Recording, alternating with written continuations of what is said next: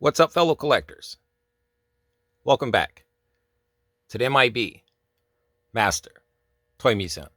I'll be your curator today.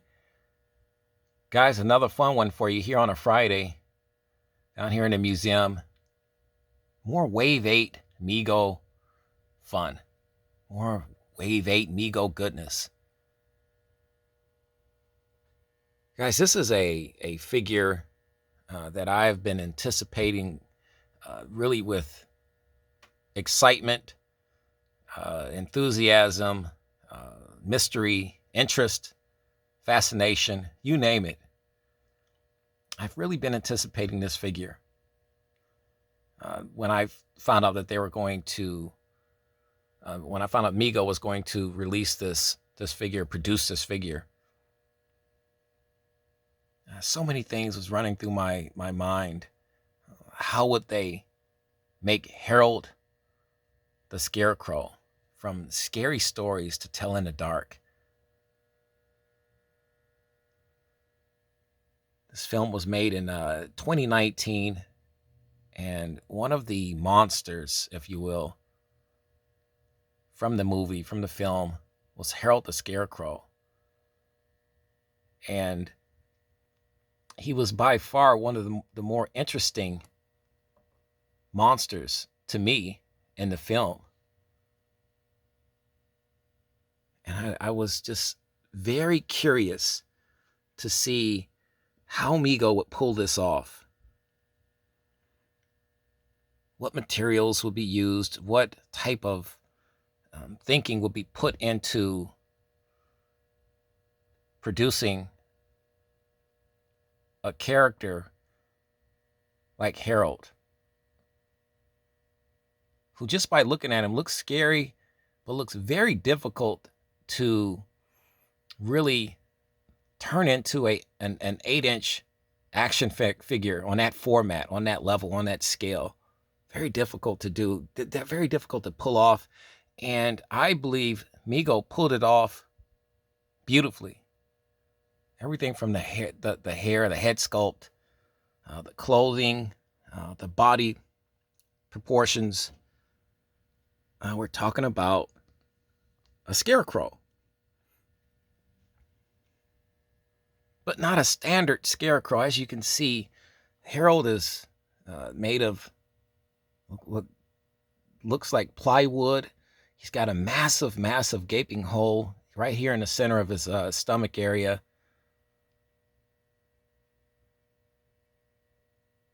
Very difficult to pull that off, and Mego did it.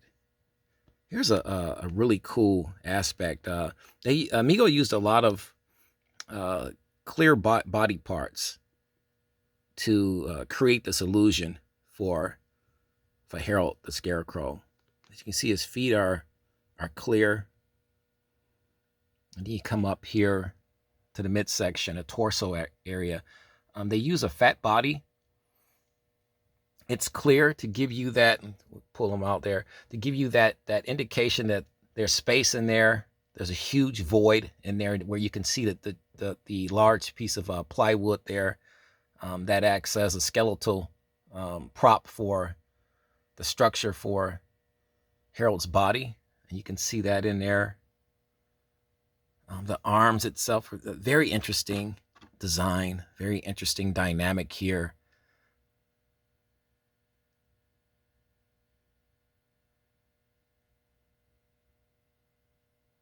Flat.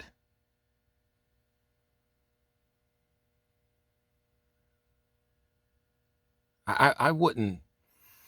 I'm an M.I.B collector, so our Harold is for museum purposes, for display purposes. He'll never come out off his packaging, off his card. But if you're going to try to pose or display this figure outside of the packaging, I wouldn't mess with that arm too much. As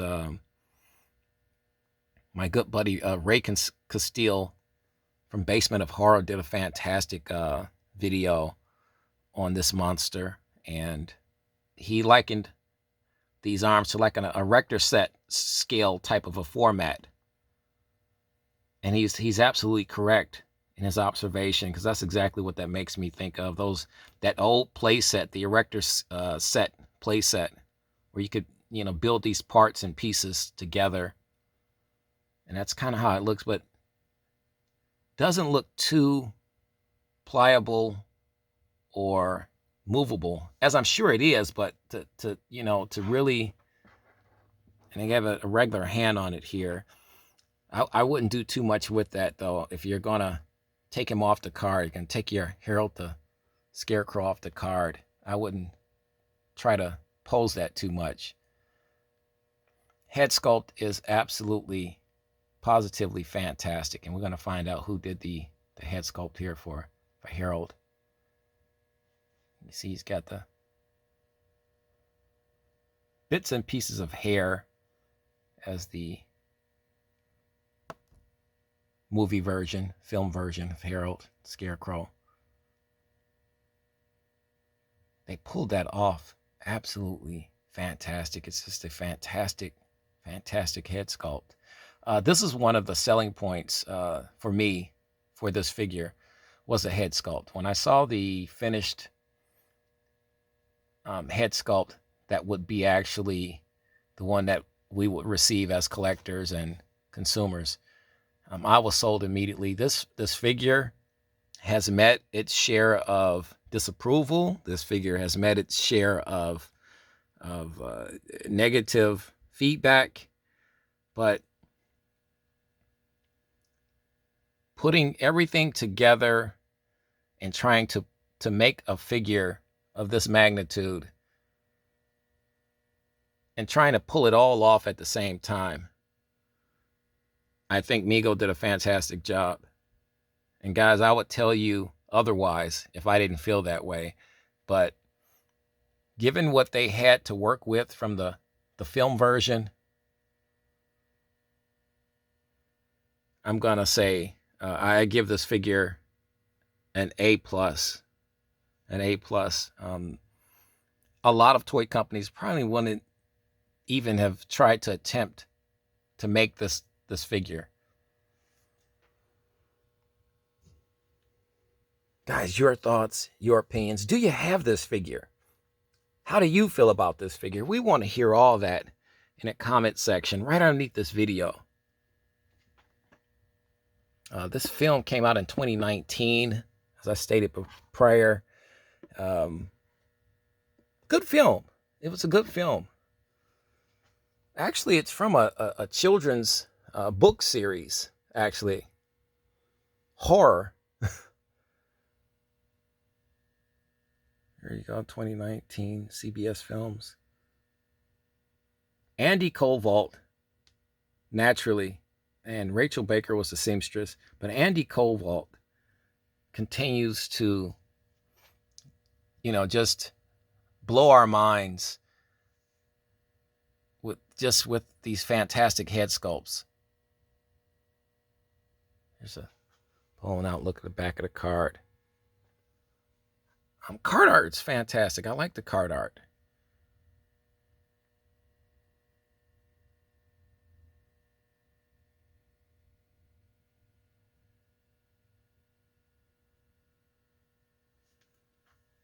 Here you have, up here you have World's Greatest Mego Monsters.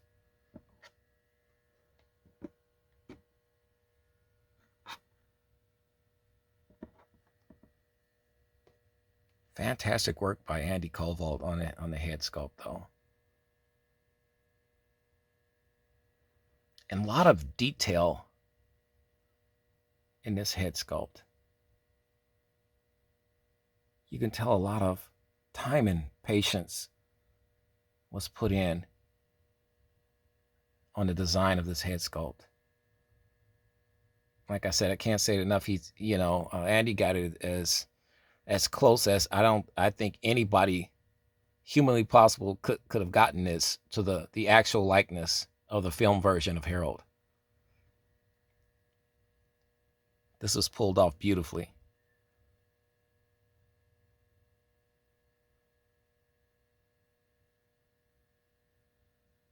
And like I said, this is one of the selling points for me, was this head sculpt.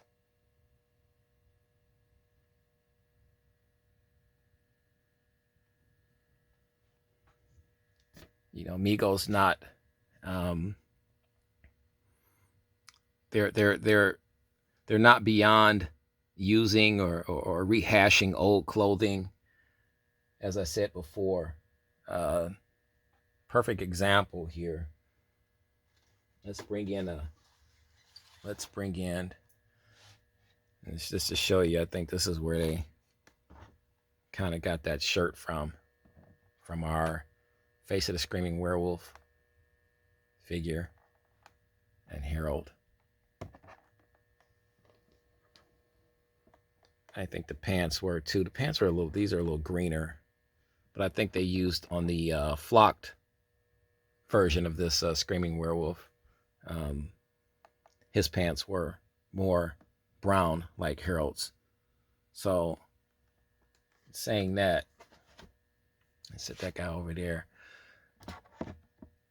You know, if you got that extra product in stock, clothing stock, why not use it? But Rachel Baker did a fantastic job, one way or the other. You see here some extra little pieces sewn on here to give that that effect of straw. You can see in here inside the arm. This arm is more exposed. Guys, just having a lot of fun down here in the museum on a Friday morning. Hope everybody's doing good on this Friday morning. Thanks for hanging out with us here in the museum today. We have some more fun videos coming your way. Grab your coffee, or whatever your favorite beverage is on a Friday morning. Sit on a couch and relax, guys. You know the routine. God bless. Stay safe.